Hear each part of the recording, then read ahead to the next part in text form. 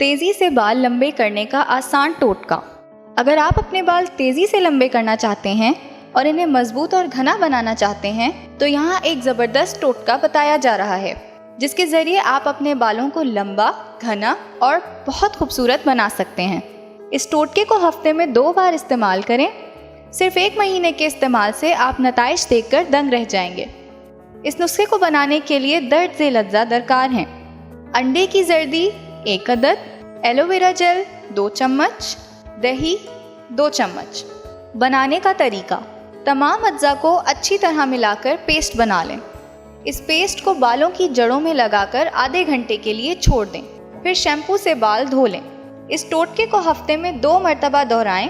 2 हफ्तों के इस्तेमाल से नताइज सामने आने लगेंगे। एलोवेरा में मौजूद अज्जा आपके बालों को मॉइस्चर देते हैं।